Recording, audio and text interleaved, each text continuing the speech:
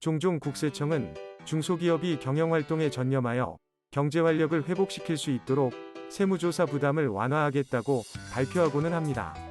그만큼 납세자 입장에서 느끼는 세무조사에 대한 리스크가 크다는 것이겠지요.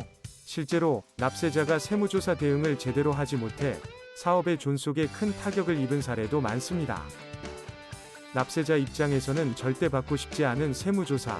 그렇다면 세무조사의 대상은 어떻게 선정하는 것일까요? 세무조사의 선정 방법은 정기선정과 수시선정 크게 두 가지로 나눌 수 있습니다.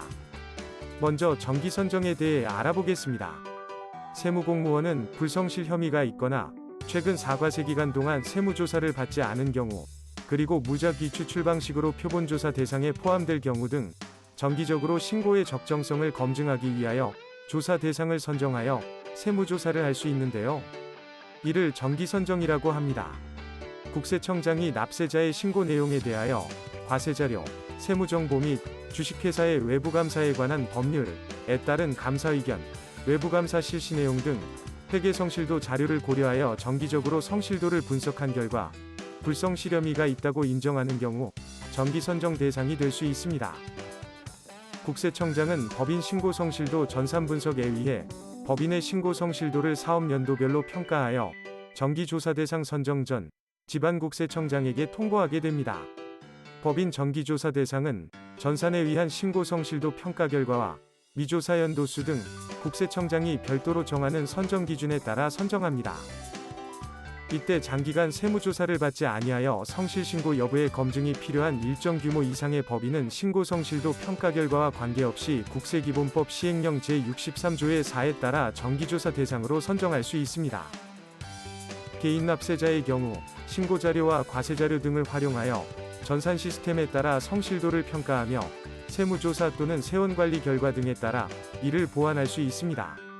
국세청장은 정기조사 대상자 선정 등에 활용하도록 신고 성실도 전산 분석 자료를 지방청장 및 세무서장에게 통보할 수 있으며, 정기조사 대상은 전산에 의한 성실도 평가 결과와 미조사 연도수 등 국세청장이 별도로 정하는 선정 기준에 따라 최대한 공정하고 객관적으로 선정하게 됩니다. 다음 정기선정 대상은 최근 사과세 기간 이상 같은 세목의 세무조사를 받지 아니한 납세자에 대하여 업종, 규모, 경제력 집중 등을 고려하여 신고 내용이 적정한지를 검증할 필요가 있는 경우입니다. 법인 정기조사 대상 선정 시 연간 수입금액 1,500억 원 이상인 법인은 5년 주기 순환조사를 원칙으로 선정합니다. 자산 2천억 원 이상인 법인이나 전문인적용역 제공법인에 해당하는 경우 등은 연간 수입금액 500억 이상이면 5년 주기 순환조사로 선정합니다. 개인 납세자의 정기조사 대상 선정은 어떻게 이루어질까요? 부동산 임대소득을 포함한 연간 사업소득 수입금액이 500억 원 이상인 개인사업자는 5년 주기 순환조사를 원칙으로 선정하고, 기타 순환조사 선정 기준은 국세청장이 별도로 정하는 기준에 의합니다. 의외의 개인 납세자는 신고 성실도 평가에 의한 선정을 원칙으로 하되, 장기간 세무조사를 받지 않아 성실신고 여부 검증이 필요한 개인 납세자는 정기조사 대상으로 선정할 수 있습니다. 무작위 추출 방식은 비용, 시간적 제약을 고려해 전체 집단을 조사하는 대신 난수표, 난수주사위 등을 사용해 표본을 무작위로 추출, 조사 후 전체 집단의 특성을 파악하는 방식입니다. 조사 대상 선정에 필요한 난수를 무작위로 추출하고 이 난수를 바탕으로 전산 시스템에 의해 조사 대상자를 선정하게 됩니다. 이때 조사 대상자 선정, 추출 대상 법인을 3년간 누적 신고 성실도, 중하위 법인 등으로 특정하고, 신고 성실도 상위 법인을 추출 대상에서 제외해 성실하게 신고한 법인이 조사 대상으로 선정되는 사례를 방지하는 등의 추가적인 노력을 기울이고 있습니다. 세무공무원은 정기 선정에 의한 조사 외에 법에서 정하는 경우 세무조사를 할 수 있는데요. 이를 수시선정이라고 합니다. 수시선정 대상이 되는 경우는 다음과 같습니다. 첫 번째, 납세자가 세법에서 정하는 신고, 성실신고 확인서의 제출, 세금계산서 또는 계산서의 작성 교부 제출, 지급명세서의 작성 제출 등의 납세협력 의무를 이행하지 아니한 경우.